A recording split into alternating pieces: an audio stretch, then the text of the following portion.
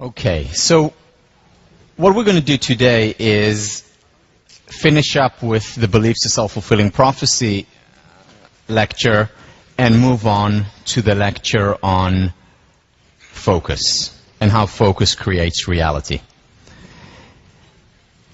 Where did we end last time? We ended by talking about arena and other things. We talked about the model, the Dan Gilbert model, the Philip Brickman model, where after a failure or a success, there is a spike up, spike down, but then we recover. And we basically move along a base level of well-being throughout our lives, with the ups and downs, the vicissitudes.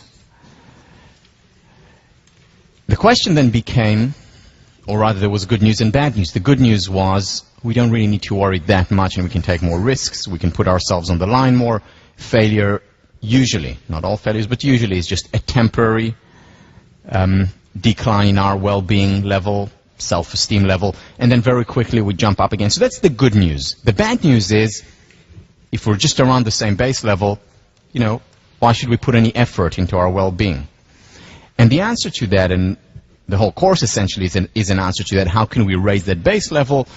One of the things is coping, putting ourselves on the line. And the reason why coping, why putting ourselves on the line yields positive results in terms of the base level of well-being going up, meaning still the ups and downs, but ups and downs looking this way as opposed to around a straight line or a parallel line, is that when we cope, we see ourselves coping, we see ourselves trying, and through self-perception theory, we derive certain conclusions about ourselves. Oh, I must be courageous. Oh, I must be a person who has high self-esteem. Oh, I must be a person who has a strong desire to succeed, and so on and so on. And then we derive conclusions about ourselves in the same way that we derive conclusions about other people. That is self-perception theory. The second reason is that once we start failing more often, we realize that actually it's not that bad. It's not what we make it out to be. The pain that in our minds we associate with failure is far greater than the actual pain of failure when that comes. Maybe not initially when it happens, but after a while. And then we recover again and we see, oh, I can deal with it. I must be a person with resilience. And finally, there is more success as a result of coping. Learn to fail or fail to learn. There is no other way to succeed. So what I want to move on to now and just finish up on is, how do we become more of an optimist? So we talked about the virtues. We talked about longevity. People who are optimistic actually live longer. We talked about higher levels of success, higher levels of happiness, more likely to overcome depression. People who are optimistic are 8 times less likely to be depressed. They're much more likely to be happy. And again, optimism as an interpretation style, not as a Pollyannish feel-good kind of approach. So how do we become more of an optimist? And I want to talk about 3 techniques. First is to take action, to just do it, to put ourselves on the line. Second, I'm going to talk about the power of imagination, visualization. Many of you are familiar with it, especially athletes, as a technique, so we'll talk about that technique. And finally, cognitive therapy, which, at least according to research, is the most successful, most effective therapeutic intervention out there today. So we'll talk about some of the basics and summarize those. So let me begin with action. This is based on research by Albert Bandura. You read about self-efficacy. His concept, basically the idea of having strong beliefs, and he just made it more academic, more scientific, and researched it for many years. And we talked about the many benefits of self-efficacy. What Bandura is coming out against in much of his work is what has become known as the self-esteem movement, or he's coming against what has become known as the feel-good movement. All right, so tell a child how great they are, how wonderful they are. Stand in front of a mirror every morning and tell yourself, hi, gorgeous, 10 times. And then you'll be more successful, your self-esteem will be higher, and you'll be more gorgeous. It doesn't work. Believe me, it doesn't work. I've tried everything. The thing, though, is that very often it actually hurts in the long term. It actually hurts self-esteem. It actually hurts the motivation of students who are constantly told, you're wonderful, you're terrific, no matter what. And we'll talk about how we can be more discerning with praise, how we can praise in the right way when we talk about the work of Carol Dweck on mindset in a few weeks. But in the meantime, what Bandura showed, what Carol Dweck showed, what many others showed, was that it's not enough. Very often, it's even detrimental to just give the positive talk, the positive affirmation, whether it comes from the outside or from the inside. Maybe part of the equation, certainly can't be all. What Bandura is saying that rather than talk, we need action. We need to put hard work into whatever it is we want to be more confident about, and we need to cope. We need to put ourselves on the line. Very simple. Why? Because hard work and coping inevitably leads to success. More success, at least, than we had before when we didn't act and we didn't cope. So even if it's a little bit, that in and of itself contributes, that success contributes to our self-efficacy, to our self-confidence. And then that self-confidence in turn motivates us to work harder. We start to believe in ourselves more. Now, this is a very simple model. I mean, anyone, a 5-year-old could draw that model. However, think about the implications for our lives. Think about the implications for education. Do we just tell students constantly, you're terrific, you're wonderful, you're great?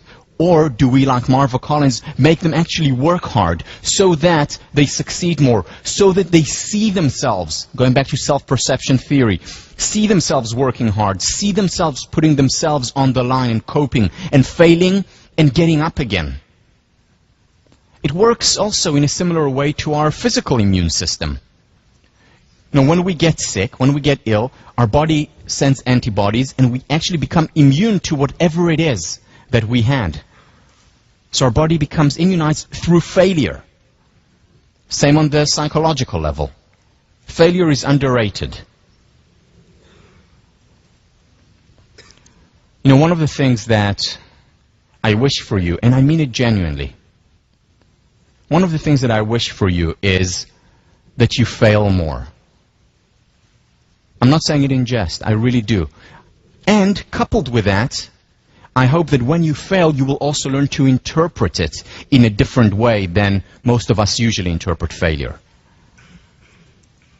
Because there is no other way to succeed. There is no other way for growth. It's an illusion that a life looks like this. And we'll talk about it much more when we talk about perfectionism. A healthy life, a real life, and a happy life ultimately looks like this. A spiral with ups and downs, not as a straight line. When we see ourselves cope, when we see ourselves work hard, we derive conclusions about ourselves. Our self-confidence goes up, our motivation goes up, our belief goes up, and so on in an upward spiral of growth. Soren Kierkegaard, to dare is to lose one's footing momentarily. Not to dare is to lose oneself. To lose one's footing temporarily is the failure that comes inevitably when we cope, when we try, when we have high expectations. Not to dare is to lose oneself. That is when we don't cope, when we avoid.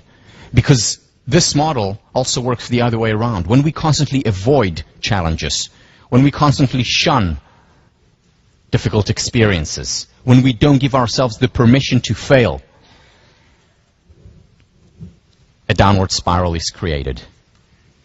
In terms of our self-esteem, in terms of our success, in terms of our well-being.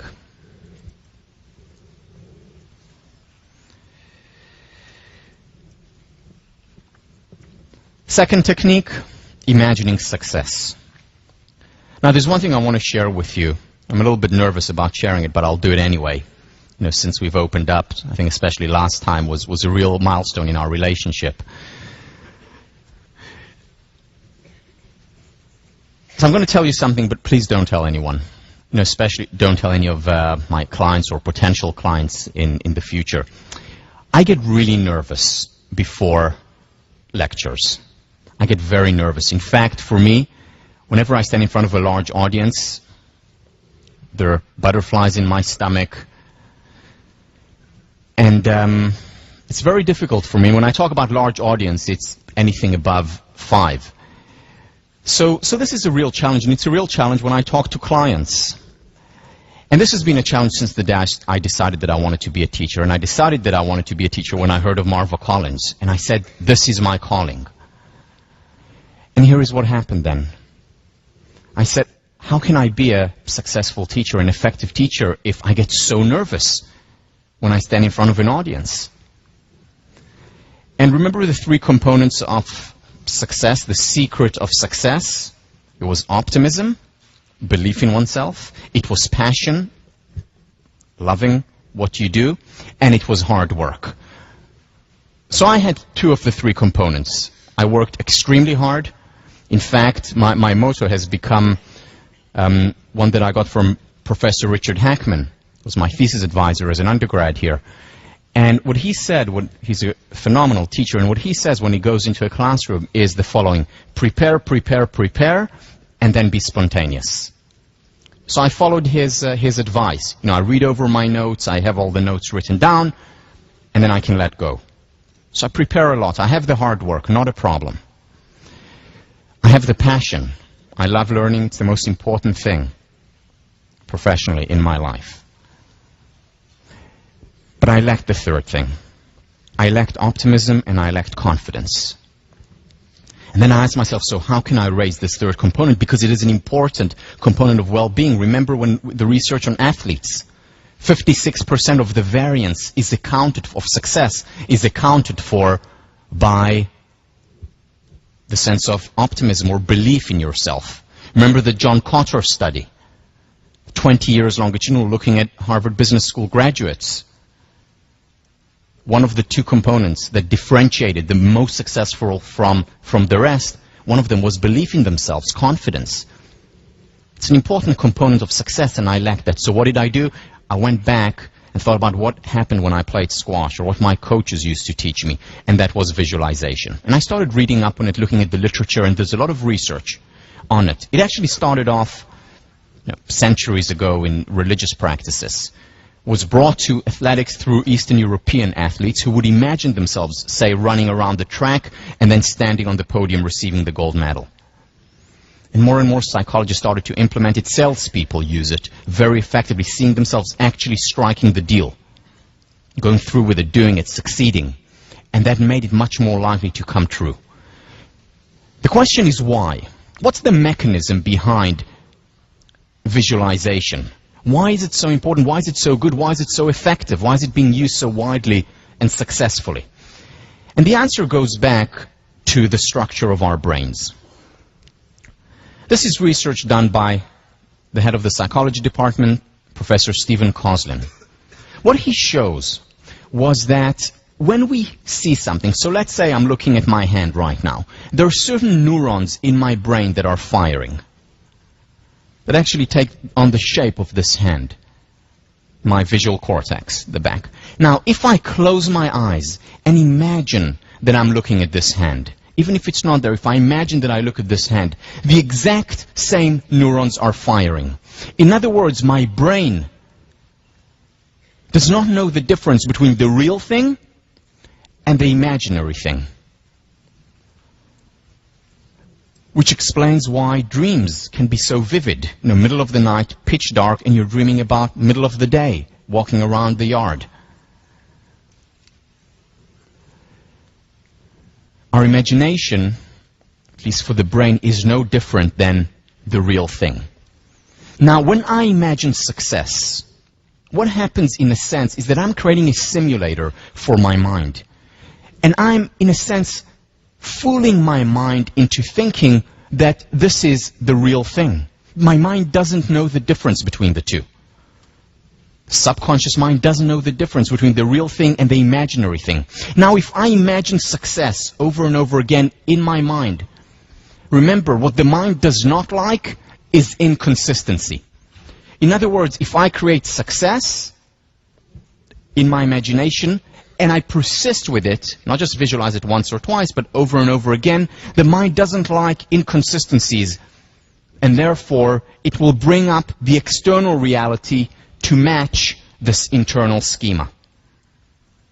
Why? Because the mind doesn't know the difference between the real thing and the imaginary thing. Just like Roger Bannister ran the 4-minute mile, and after that, what happened was that everyone had a different schema.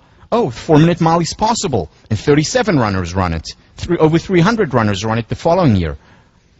Because they had a different schema, we can do exactly the same thing through the simulator. Because the mind doesn't know the difference between the real thing and the imaginary thing.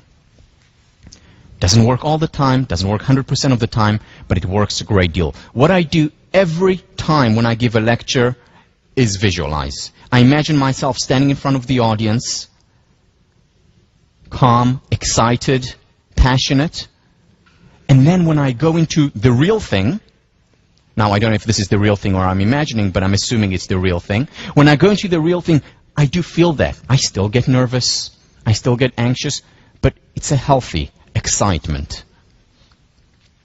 Raising my levels of belief, levels of confidence by practicing. Just like a pilot you would hope would practice in a simulator before they take you on across the Atlantic.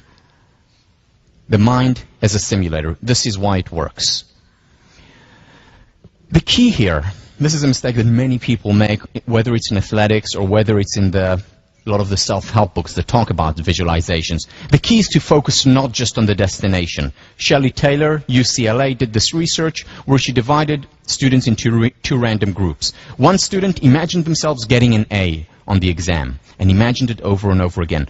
The second group imagined themselves getting an A, but also saw themselves work and persist in the library, prepare for it, and then get to that final A.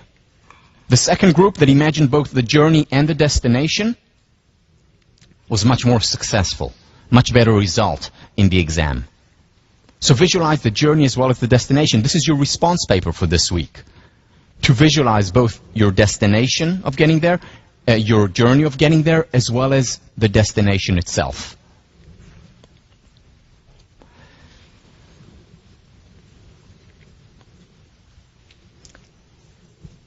Arguably the most, or certainly one of the most influential speeches of all time was Martin Luther King's I Have a Dream. I've read this speech more than dozens of times. Why? Because beyond its beauty and its rhythm and its importance, it also captures what it means to create an image of success. Because this is what he did for this country and defined generations to come. So first of all, I want to read some excerpts from it. It is about visualizing a better future. I mean, he says it explicitly, he doesn't hide it. He says, I have a dream. I say to you today, my friends, so even though we face the difficulties of today and tomorrow, I still have a dream. It is a dream deeply rooted in the American dream. This is all about imagination. But through the imagination, he created a better reality. Look at how he talks about the process. He doesn't talk just about the outcome. We want equality at the end. He talks about how we will get to this outcome. So let me read you a couple of excerpts. This is no time to engage in the luxury of cooling off or to take the tranquilizing drug of gradualism. How beautiful. I mean, what he's saying here is, let's not just sit around and wait and imagine that things will happen. Let's do something. Let's also have a process. And he says this explicitly.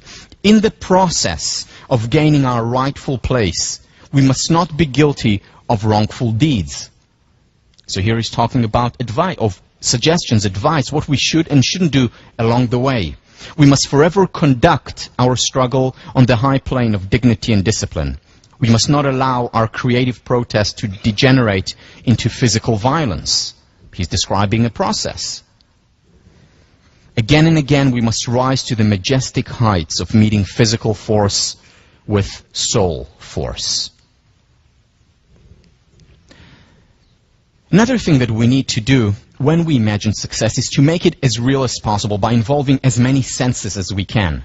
Why? Because the more senses we can imagine, the more our mind is fooled to believe that it's the real thing. Once again, Martin Luther King does this beautifully. Let me read you a few excerpts. We will not be satisfied until justice rolls down like waters and righteousness like a mighty stream. I mean, you can feel the water. You can feel that stream. You can see it. You can visualize it. Or, let us not seek to satisfy our thirst for freedom by drinking from the cup of bitterness and hatred. He's employing taste. Bitterness, equating it with hatred. People connect to it, making it real, concrete. One day, right there in Alabama, little black boys and black girls will be able to join hands with little white boys and white girls as sisters and brothers. I mean, you can see that circle of the kids holding hand. Again, making it real. You can visualize it. You see it. By the way, these are the characteristics of all great speeches. They're not abstract. Look at the great communicator, Ronald Reagan. Look at Kennedy. Look at their amazing speeches because they created a picture. They involved the senses. They created a picture of success. I have a dream that one day even the state of Mississippi, a state sweltering with the heat of injustice, sweltering with the heat of oppression, will be transformed into an oasis of freedom and justice. You can actually feel the heat. You can actually feel the sweat that he's describing. This is what makes good, successful images. This is what makes great speeches. And finally, it's about evoking emotions. You don't want to just make it a cognitive exercise. You want to really be excited about what you're doing, or else it will fall flat. Nothing, no change will happen. Again, the connection between the words emotion and motion. Without emotion, there is no motion. If you want to move yourself or others, you need to evoke emotions. Let's look at just a minute of that historical speech.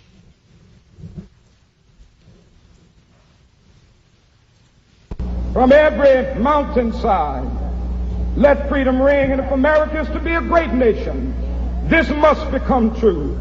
And so let freedom ring from the prodigious hilltops of New Hampshire. Let freedom ring from the mighty mountains of New York.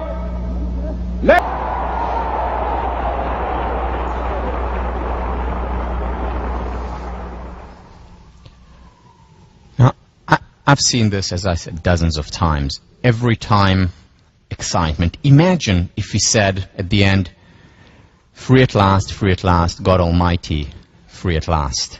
Would that have the same effect? Boring, dry. You have to evoke emotions to create motion, whether it's in our imagination or in a speech to the nation.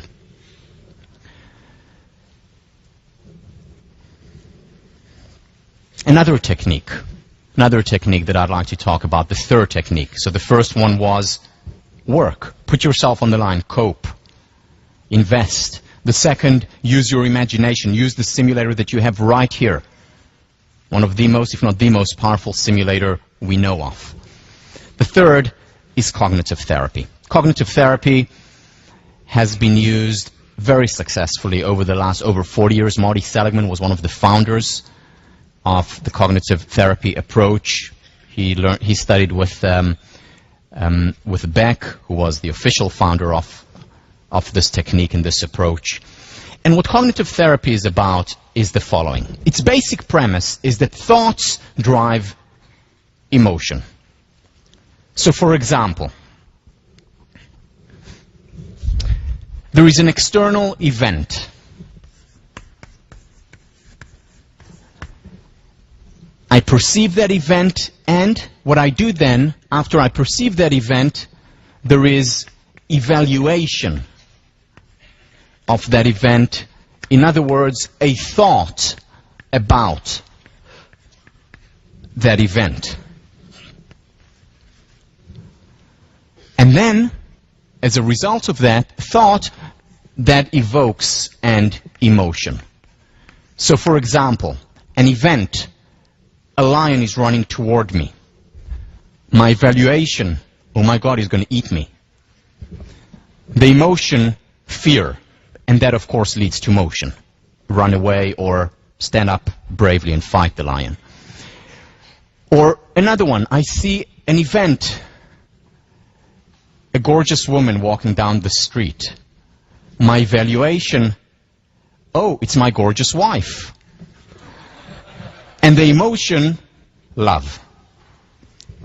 Event, evaluation, thought, emotion, and then that leads to action. What cognitive therapy says is that if we want to change emotions, whether it's of depression, whether it's of anxiety, where we need to intervene is here, is at the level of evaluation, at the level of thought. And if we can change that, we also change our emotion. Specifically, what cognitive therapy is saying is that we need to restore a sense of rationality. We need to restore the real. It's certainly not saying, let's say I have, a very important tryout coming up, and I get nervous. Cognitive therapy is not saying, stop feeling nervous, let's change your evaluation or your thoughts, because that's natural. Or I stand in front of a lion. It's natural, it's important, it's healthy to experience fear. But what it is saying is that sometimes our thoughts are irrational. And we mentioned it last time. For example, I don't do well on one test, and immediately I classify myself as stupid, or the fact that I will never succeed in tests again. Or, I ask someone out and he says no, and suddenly nobody wants me. That event led to an irrational thought, irrational evaluation of the situation. It was just once, it was temporary. And that led to a difficult emotion such as resignation. Nobody will ever want me again. And what cognitive therapy does is just restore that rationality by saying, yeah, it hurts, it's tough, but, there are, 3,200 other men at Harvard. Cognitive therapy has been shown to be extremely effective, more effective than any of the other interventions. The jury is still out when it comes to extreme cases of psychopathology, but in terms of most psychopathologies, most anxiety, most depression, it has been shown to be the most successful, and it works the fastest. Not the only thing that works, but it works the best and much more promptly than the other interventions. On the whole, not right for everyone, but for most people. And finally, and this is the important thing, we can learn it. So we talked about, the 5-year Cambridge-Somerville study that failed. Well, Karen Rivich teaches these cognitive skills in a 2-week program. And that 2-week program helps kids in inner cities, at-risk population, reduce the likelihood of falling into the trap of depression, of drug abuse, increases the likelihood of well-being and success in the long term, just as a result of 2 weeks teaching them cognitive therapy or these techniques. So it's an acquired skill, and this is the important thing about it. That does not mean it's easy. It doesn't mean you're just going to hear a lecture now. For the next 10 minutes, I'm going to describe some of the ideas, and that's going to change your life. You need to apply it, and you are going to apply it in the next two classes, but you need to do more than that. So let me share with you a summary of cognitive therapy, and the 3 M's, it's my acronym, and what I did there was put together essentially the work of Karen Rivich, whom I just mentioned, the work of Marty Seligman, the work of Aaron Beck, Seligman's teacher, and the work of David Burns. Some of you may have heard of him, the Feeling Good Handbook, who was also a student of Aaron Beck. So this is putting together their work into 3 M's, subdivided each one into two suggestions. They're interconnected, as you will see. It's not a very clear distinction. However, what you will notice is you can usually relate to 1 or 2 of the 3 M's, things that you do yourself. So be on the lookout. Ask yourselves, where do I distort reality? Where do I have distortions in terms of my evaluations, in terms of my thought, that lead to certain negative emotions that are unnecessary? Because if I restore rationality, I will not feel the same emotion to the same degree. So ask yourself as you look through the 3 M's. The 3 M's, essentially the 3 traps of irrational thought. The first one is magnifying. It's exaggerating something that happens. For example, it's overgeneral. You know, induction is something very natural. You know, a kid sees this and, you know, we call it a stool, and then they see another stool in the bar when they go out at the age of 1, and then they see another stool, and after they see 20 stools, they begin to form a concept. They induce that this is a stool. And now they see one, even one that they had never seen before, they know what it is. You know, just like I see a person on the street whom I've never encountered before, I know this is a person because I induce from all the other events that happened before that this is also a person. So that's induction, that's healthy, that's important, that's how we develop concepts and language. But sometimes we take this too far and we overgeneralize. Once again, I did poorly on a midterm. Conclusion, generalization, I'm just not smart. I just can't succeed here as a student. Overgeneralization, the evaluation, the thought, irrational. Or, he just said no to me. Everyone's going to say no. Instead of being realistic and saying, wow, just look around, there are so many wonderful, sensitive, and caring men in 1504.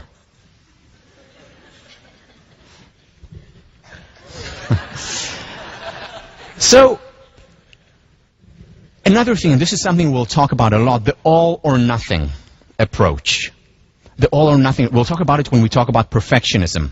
It's catastrophizing failure, not seeing failure as an opportunity, as a stepping stone, but seeing it as the end of the world. You know, I got to be, as a freshman, now I'm going to be homeless and not find a job ever.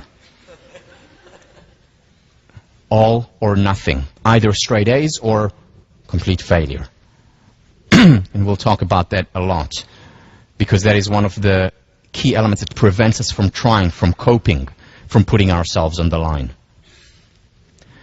The other side of it, which is actually the other side of the same coin, is minimizing.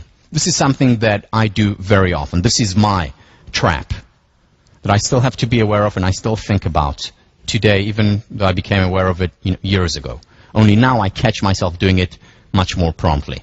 So the first idea of minimizing is what Karen Ravitch calls tunnel vision. What is tunnel vision? For example, let's say I have 620 students in my class. And out of the 620 students, 618 are engaged in the material. One is looking at the ceiling, at the lights, and another one out of the 620 students is asleep. Tunnel vision is when I focus on that one person who is asleep, and I say to myself, wow, I'm giving boring, sleep-inducing lectures. Or the other way around, I have 620 students, 618 are asleep, one is looking around, and one is going, whoa, whoa. And I only focus on that person, and I say, I'm a great lecturer, I'm so inspiring. Again, it's unrealistic, one way or the other. And what cognitive therapy does is bring realism into the equation. Again, this is something that I often fall into. And just recently, I fell into this. And it happened, I know many of you saw the Jon Stewart show. So what happened in the Jon Stewart show, he was so fast, way too fast for me. I felt like I was, 2 questions behind, still contemplating and thinking and saying, well, this could be interesting research, John. And he was already, 10 steps ahead. So I felt behind, I felt slow, and I also said something that I later regretted. It was just one sentence, no big deal, but that is what I focused on. I flew home after, I went back to Israel, and the whole flight, that's what I was thinking of. ignoring the other things. You know, the fact that 2 hours after the Jon Stewart show, the book became a bestseller. Completely ignored that. Didn't exist as far as I was concerned. It was just that one sentence. How could I say it? Why didn't I prepare for it better? And so on. And then I suddenly said, hey, wait a minute. Tunnel vision. And I zoomed out. I looked at the bigger picture. And then I said, okay, so I said something that I regret. Big deal. You know, it's a comedy. It's fun. So many people, so many of you friends have watched and enjoyed it. It was a great opportunity. And I looked at the bigger picture, gave myself the permission to be human, to regret it, but then overall could see it in a much more rational light than before. So again, as I said, I still apply, I still use these ideas. In the past, it would take me months to get over this one sentence. Whereas now, zoom out, evaluation, thought, irrational, and recover much more promptly. Dismissal of positives or negatives. So the person who has tunnel vision doesn't see the other 618 people who are engaged or asleep. The person who dismisses the positives sees those, but says they're unimportant, they're trivial in comparison to how I just failed or what I just did wrong. So for example, this again, something that a trap that I often fall into. When I was a senior, I applied for fellowships, and I got a fellowship to go to Cambridge. And I got the John Eliot Fellowship. And there are 4 fellowships that go to Cambridge. It's the John Eliot, it's the Fisk, and one other, Pembroke, and then there is the John Harvard Fellowship. So I got the John Eliot, one of the 4. Immediately when I got it, I knew that I got it, obviously. It wasn't that I was ignoring it. But I said, why didn't I get the John Harvard Fellowship? Now, there's no difference between them except for the name. But that's immediately where my mind went to. And that was a very important experience for me, because I said, wow, look at you. And that's when I started to recognize the importance and the power of our evaluation and how that can determine and even ruin what should have been a celebration. But once we recognize it, once we understand it, we can dispute it. We can challenge it. We can reframe it. And see the positive as well. Again, all it's saying, cognitive therapy, is let's be real. Making up or fabricating, the third M. This is when we create something ex nihilo, from nothing. So for example, we personalize it or we blame. We see this very often, you know, with people who are abused. So an abused wife would very often say, it's my doing, it's my fault, I'm not behaving appropriately. Instead of rationally saying, this guy is abusive, I'm out of here. That's irrational personalization. It can also be the other way around. You know, I just did poorly on an exam and I blame my boyfriend or girlfriend for it. That's also unrealistic. I need to take responsibility. Again, remember Nathaniel Branden, no one is coming. Take responsibility rather than blame. One of the key ideas that Marva Collins communicates to her students. So again, it's not going to the personalization, over-personalizing or over-blaming. It's being real. And finally, emotional reasoning. I'm envious, therefore I must be a bad person. Or I'm experiencing danger before a tryout, therefore it must be dangerous. Taking an emotion and making it into reality, whereas instead of understanding, an emotion is an emotion. It doesn't necessarily capture reality. It is my evaluation of reality. Or I'm extremely scared of failing, and therefore it means that failing is really dangerous. Well, in fact, it's not. I'll get back up again very quickly. So it's having the correct evaluation, correcting for the trap, correcting for these errors. Or feeling that I'm second-rate, that I'm no good in psychology or math. And because I feel that my evaluation of it is, well, I must really be second-rate and no good, instead of having the rational belief of, well, let me try out, let me see how things go, correcting the distortions. The key, once again, is to get real. How do we get real? Through the questions that we ask. I'm going to give you just a few examples here. You're going to practice with those on your own, but here are just some of them. First of all, is my conclusion tied to reality? Second, is it rational? They're interconnected. Am I ignoring something important? Like the fact that, the book did well afterwards, like the fact that there are other cool guys in 1504, and so on. What important evidence do I still need to take into consideration? This is about disputing. It's evidence. It's get real. Look out. Don't just zoom in on the geometric shapes. There are also children on the bus. And this is what questions do. They open us up. They open our vision. And they create a new reality. What am I magnifying? What am I minimizing? Am I falling into one of the traps? Am I ignoring anything that is going well?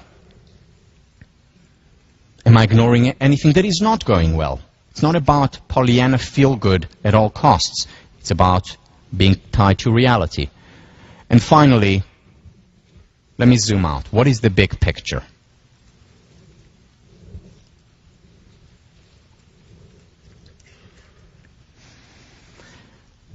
To conclude,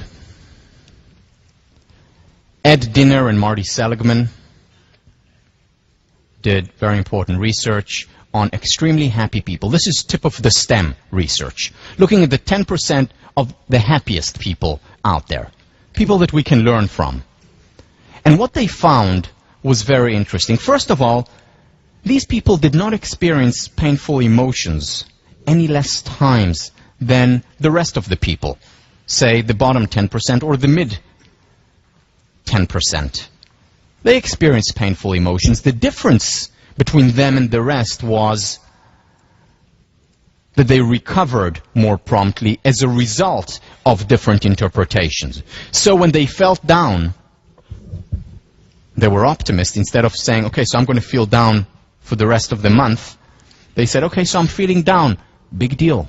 What can I learn from it? What happened? How can I make myself feel better? And then they recovered more promptly than the pessimists, the people who remained depressed for much longer time. You see, events happen. Things happen in the world. Very often out of our control. We don't create everything that we encounter. And some of the events are bad, some are negative. What matters more is what we do with them after, how we evaluate them. And what happens is that our evaluation becomes a self-fulfilling prophecy, because a pessimist will say, I'm in a bad mood now, it's going to last for a very long time, it's not going to go away. Whereas an optimist says, it's temporary, it's going to go away. And beliefs are self-fulfilling prophecies. If I believe that it will last for 6 months, it's much more likely, not necessarily, but it's much more likely to last for 6 months than if I say, that too shall pass. And what we do with our beliefs is we create a downward spiral of depression, unhappiness, sadness, or an upward spiral, capitalizing on positive emotions and having more and more of them. What Barbara Fredrickson talks about, the broaden and build phenomenon. A lot of it is up to us.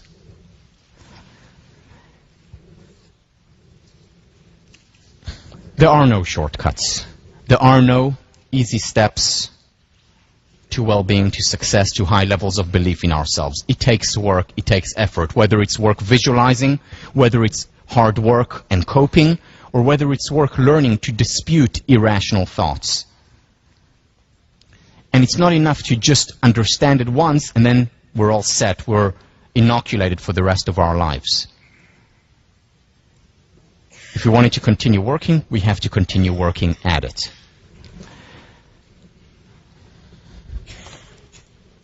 Let me move on.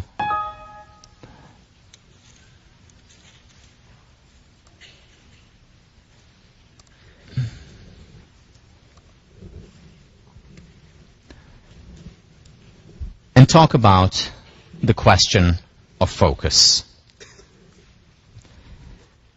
Because just like if we focus on specific element of an event or not makes a difference, it applies on the macro level to our entire life. What I'm going to do now is elaborate, go at higher level of the spiral of understanding and learning of something that we've talked about time and again. Ed Diner, who is also, whom I just mentioned his research, he's also the president, first president of the International Positive Psychology Association. He's from Illinois. After years of research, concludes, it appears that the way people perceive the world is much more important to happiness than objective circumstances.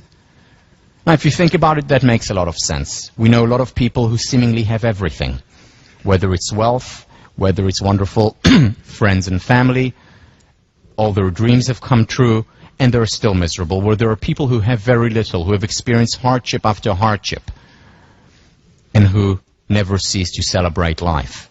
Then there are people who have everything going for them and really appreciate it, don't take it for granted, and are happy. And then there are people who don't have much and never cease to complain. In other words, it's not just the internal, it's not just the external that matters. What matters more is the internal. Happiness is not contingent on our status or the state of our bank account. It's much more dependent on our state of mind, on what we choose to focus on. Because our emotions are determined by external circumstances as well as internal. Interpretation matters. So, for example, look at what Edison did. 5,000 failures. To the external observer, for him, the evaluation was very different. The internal evaluation, the subjective evaluation, it was 5,000 times where I showed what doesn't work. And it's up to us to decide where we focus.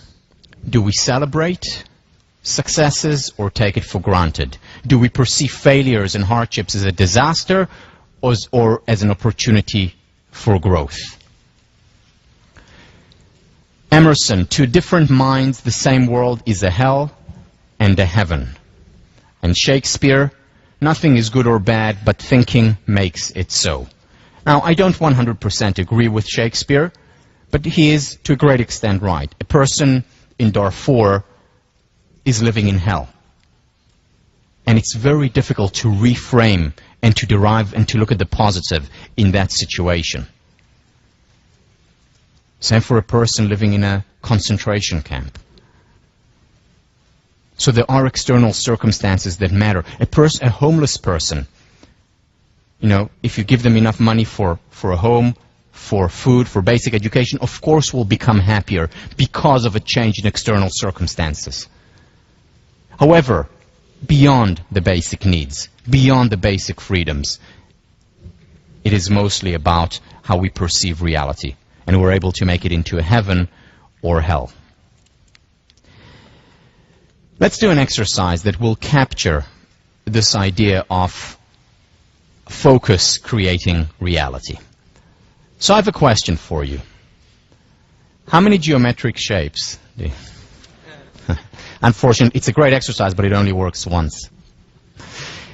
Remember this, how you created your reality, just based on the question that you asked. We think when we look at a picture, you know, now everyone, of course, is looking on the children on the bus and the clock, right? But before, it was right in front of you, and you didn't, most of you, did not see it. Because it is a question of focus. Very often we complain about life, and we say, you know, things are terrible and awful, not realizing that we're the cause of it, either by imagining it and then beliefs become self-fulfilling prophecies, or because we just focus on what is not working. And once again, this does not mean that there are no objective, terrible circumstances out there. But to a great extent, we co-create our reality. Now, one of the students who was in 1504 2 years ago recommended this book to me, Way of the Peaceful Warrior. And it's a wonderful book. I just started reading it. And there's a movie on it, right. I just started reading it yesterday, and I came across this, coincidentally, this parable. So I want to read it to you. It's a story that Dan Millman, the author, tells. I met him on a construction site in the Midwest. When the lunch whistle blew, all the workers would sit down together to eat. And every day, Sam would open his lunch pail and start to complain. Son of a gun, he'd cry. Not peanut butter and jelly sandwich again. I hate peanut butter and jelly. He whined about his peanut butter and jelly sandwiches day after day after day, until one of the guys on the work crew finally said, Sam, if you hate peanut butter and jelly so much, why don't you just tell your old lady to make you something different? What do you mean, my old lady? Sam replied. I'm not married. I make my own sandwiches. Now, very often we make our own sandwiches and we don't even notice it. Because the questions that we ask determine our reality. A peanut butter sandwich, or geometric shapes, or children on the bus, or salami, whatever it is. We very often create our own reality. And if we understand this, we can transform, change the way that we perceive, change our focus, change our questions. Whether it's questions disputing irrational evaluations, whether it's questions focusing on the positive. And the questions create a new reality. There are essentially two archetypes that I'd like to discuss here. Two archetypes that capture, in many ways, how we can cognitively reconstruct and hence create our reality. The two archetypes are the benefit finder and the fault finder. First of all, the fault finder. The fault finder is a person who always focuses on things that don't work, on the peanut butter and jelly, on things that are not going well, on problems in the relationships, on problem in him or herself, problems with the job, the consummate complainer. Now, we all exist on the continuum between extreme fault finding and extreme benefit finding. There's no one who is all the way on the extreme this way or that way. Everyone is on somewhere on the continuum, and what I'm going to argue for is to move a little bit more from the fault finding toward the benefit finding, because there are many benefits to it that I'll discuss later. The fault finder, I got the name from the work of Henry David Thoreau. The fault finder will find faults even in paradise. The extreme fault finder experiences resignation, learned helplessness. Why? Because he or she begins to really believe that the terrible reality is very much out there, independent of what he or she thinks, not recognizing that they create that reality. They begin to believe that no matter what they do, no matter what job they find, they have a terrible boss. No matter what partner they have, they're always awful and inconsiderate. No matter what restaurant they go to, the service is always awful. And they always keep on getting the same peanut butter and jelly sandwich that they made for themselves. And they resigned to the reality, and that becomes a self-fulfilling prophecy, of course, their existence. A fault finder makes lemonade out of lemons. Sorry, makes lemon out of lemonade. The benefit finder, research Julian Bauer, now at UCLA.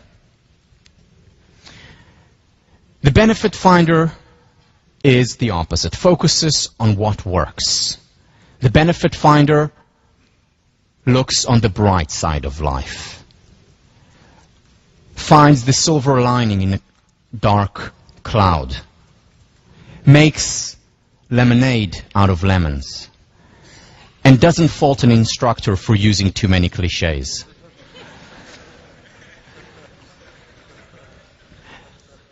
The benefit finder finds the miracle in the common. Ralph Waldo Emerson, a consummate benefit finder, focusing on the positive, on what works.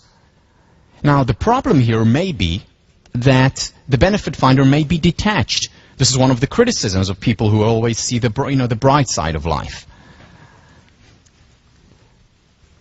And that is a problem, if that is the case. Again, this class is not advocating focusing only on the positive. It's advocating reality. And reality comprises both good and bad. Reality comprises both geometric shapes and children on the bus.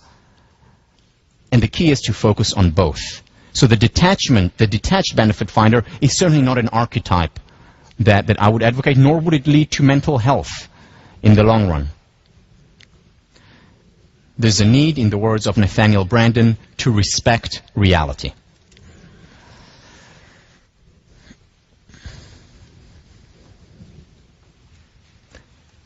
We don't create reality simply by the focus. However, we are co-creators. Let me read you extensively from William James. Now, however fixed these elements of reality may be, we still have a certain freedom in our dealings with them. Take our sensations. That they are is undoubtedly beyond our control, but which we attend to, note, and make emphatic in our conclusions depends on our own interests, and, according as we lay the emphasis here or there, quite different formulations of truth result. We read the same facts differently. Waterloo, with the same fixed detail, spells a victory for an Englishman. For a Frenchman, it spells defeat. So for an optimist philosopher, the universe spells victory. For a pessimist, defeat. What we say about reality thus depends on the perspective into which we throw it. William James said this back in 1890, in understanding how we co-create our reality. Here's one of my favorite poems by R.L. Sharp. Isn't it strange how princes and kings and clowns that caper in sawdust rings and common people like you and me are builders for eternity? Each is given a list of rules, a shapeless mass, a bag of tools, and each must fashion ere life is flown a stumbling block or a stepping stone. Very often what we get at the beginning is a large piece of stone. What do we do with it? Do we create it into a beautiful David, chipping away the excess stone, or is it a barrier to our success? And very often it is up to us as we co-create our reality. The stone is there. We're not responsible for it, but what we do with it, we are responsible for.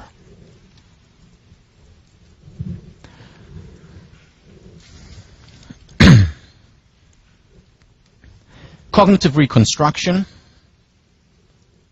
is about learning to interpret things optimistically. In other words, in a positive light. Anne Harbison, colleague of mine, used to teach also with Philip Stone, said that never let a good crisis go to waste. Crises have the potential for growth. One of the books that we'll talk about when we talk about relationships is Passionate Marriage by David Schnark, who talks about crucibles in marriage. And what he says is that the thriving relationships are relationships not that have been, all fine and dandy for years. These usually fail after a while. But the relationships that go through crucibles, that have crises, disagreements, and then thesis, antithesis, and then there is a synthesis, then there is growth, there is as a result of these hardships. And he says that there is no other way. Again, learn to fail or fail to learn. There is no other way for a long-term success of a relationship. A relationship cannot look like this. It has to have the ups and downs. Never let a good crisis in a relationship go to waste. That doesn't mean that every crisis needs to be resolved, and there are some that could end and should end a relationship. But most crises can be solved and need to be dealt with. Same on an individual level. Work by Warren Bennis. He's from USC, taught for a few years here at the business school. Has identified the leading leaders, whether it's young ones, whom he called the geeks, the 30-year-olds, or the old ones, the geezers, he called them. He has a book called Geeks and Geezers, where he talks about the differences between the two leadership styles, approaches, passions, interests, and there are numerous differences. For example, the geeks, the young ones, talk about work-life balance. The geezers don't know what he means by that. It was usually a man, worked while the woman took care of the family and the man. So that was for the geezers, for the older generation. The younger generation, they talk about work-life balance and how they can incorporate all the elements of their lives. There are, of course, many more women in the geeks than the geezers. Numerous differences among the generation. One similarity. All the great leaders, whether they were 30-year-old or 85 years old, all of them had been through very rough crucibles and lived to tell the tale. Now, most people go through crucibles, but there are certain people who are able to find benefit in these crucibles and grow as a result. Never let a good crisis go to waste, whether it's professionally, whether it's interpersonally, whether it's intrapersonally, in terms of what you're experiencing.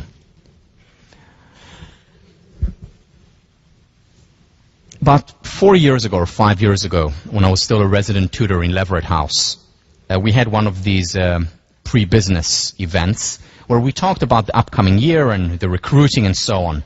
That particular year was a terrible year. Goldman Sachs was laying off, wasn't recruiting on campus. Credit Suisse, First Boston, they were laying off as well. Deutsche Bank, first time in its history, was laying off employees. Really bad market. And we talked about this. Each of us gave a spiel about the market and what they can do. Very, very somber presentation. And then one of the students, one of my students, Shane Fitzcoy, was a senior then, was sitting there, had studied positive psychology there, put up his hand and said, Tal, as you portrayed a very pessimistic and negative picture, but as the teacher of positive psychology, can you maybe shed some optimism here?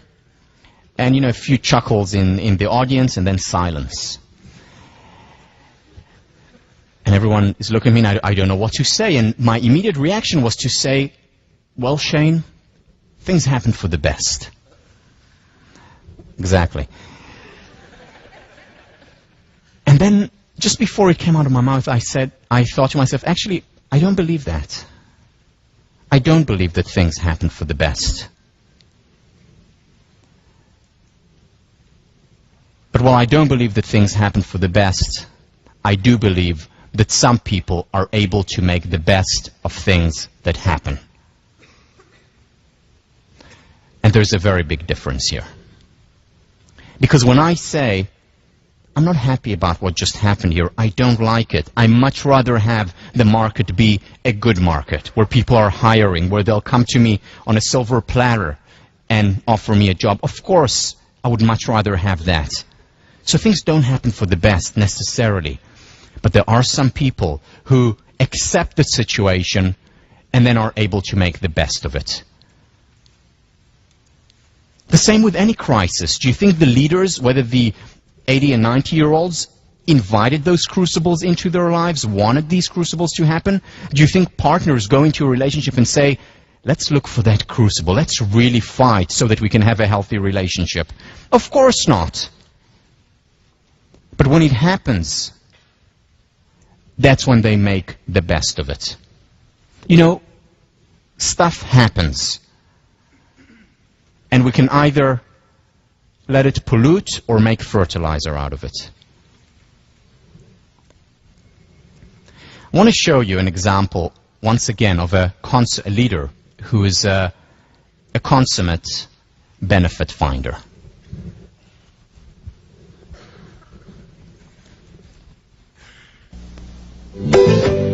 Madiba, Madiba, Mandela, Nelson, people love you. There's a message, it's strong. So let's raise our voices, let's raise our voices, let's say to the messenger, yeah.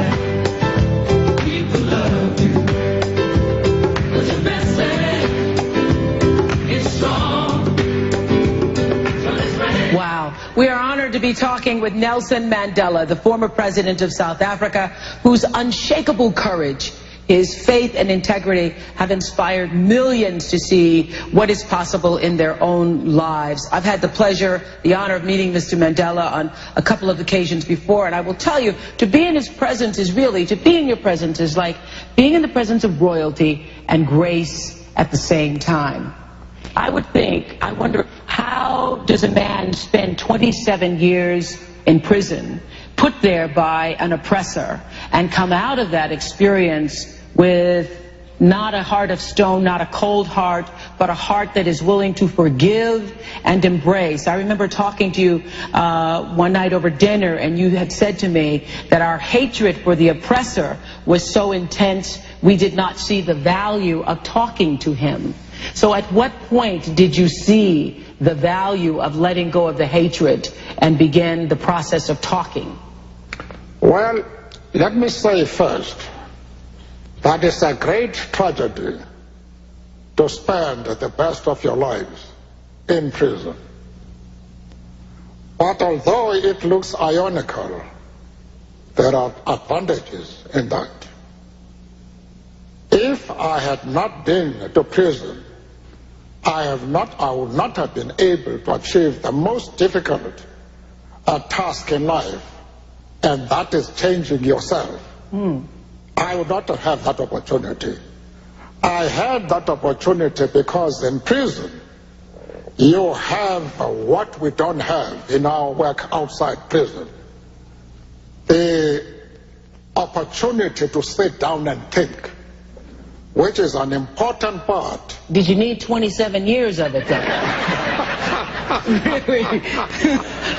You could have taken a few days, a week, a vacation. Did you need 27 years?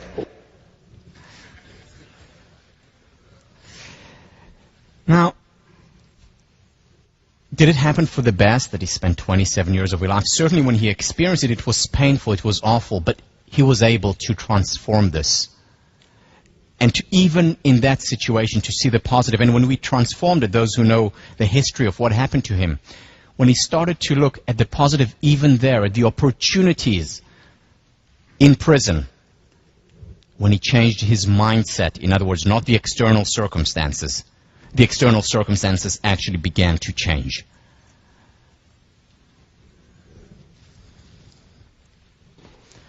Another benefit finder. A pessimist sees difficulty in every opportunity, an optimist sees the opportunity in every difficulty. And you don't want to argue with him.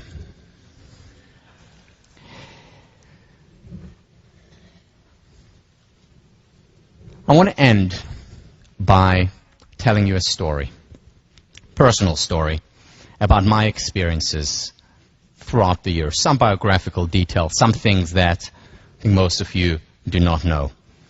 And I'm going to tell it to you first from the perspective of the fault finder. I have a mild case of ADD.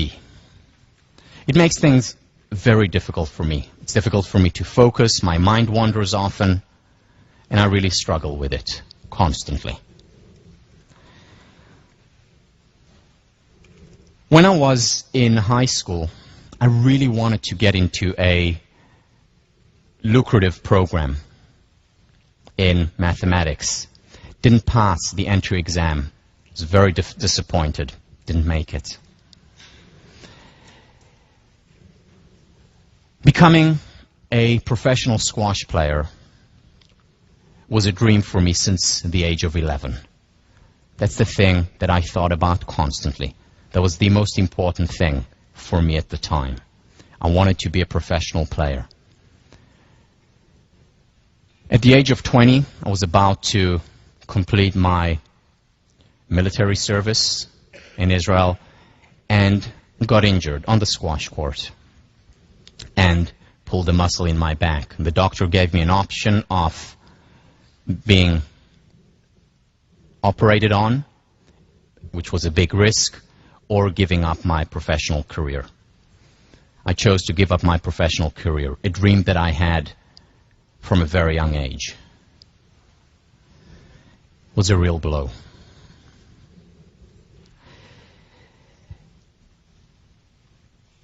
I went to Cambridge after graduating from Harvard, and I enrolled in a PhD program.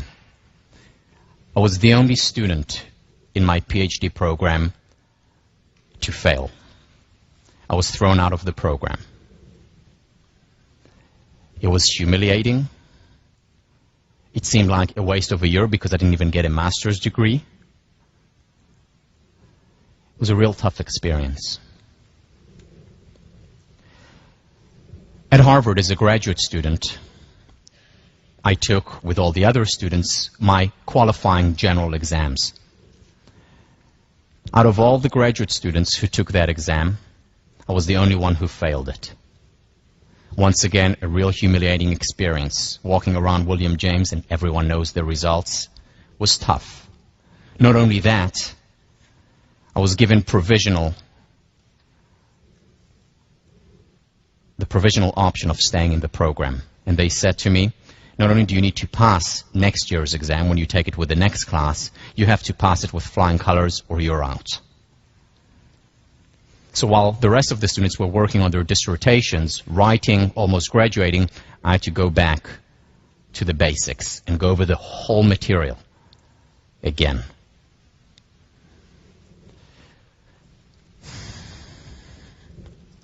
God, I am so unlucky.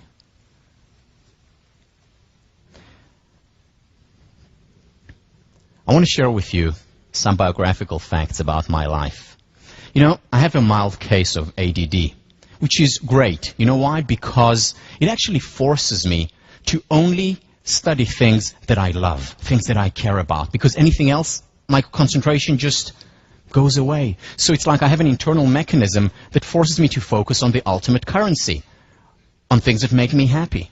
And I only study things that I'm passionate about. It's wonderful. You know, when I was in high school, I really wanted to get into a certain program, in a very lucrative program, and I didn't get in. I failed the entrance exam, which turned out to be a blessing in disguise because it gave me so much more time to practice and play squash, and I ended up winning the national championships the following year, which I wouldn't have done had I been in that program.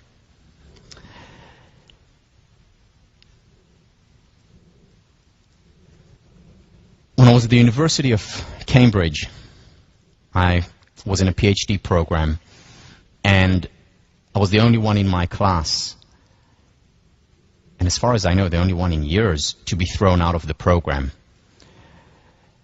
And it was actually a very important experience. You know, I got out of Harvard, I was arrogant, I thought I was holier than thou, and this was a real humbling experience that was especially important for me because the next year I went to work in Asia.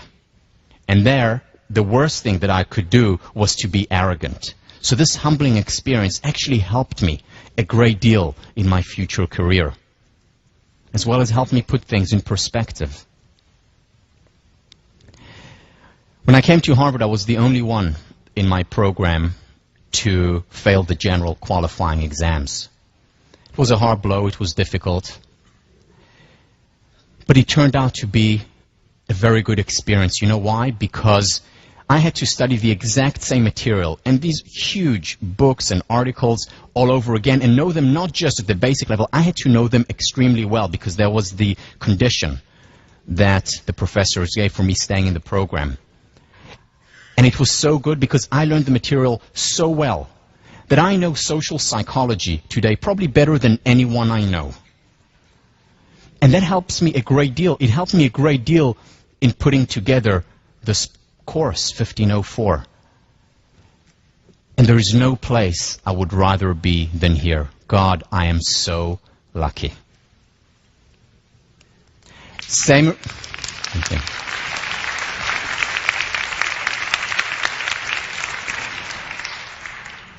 Same reality, different interpretations. Just remember, much of what we experience, we co-create. See you next week.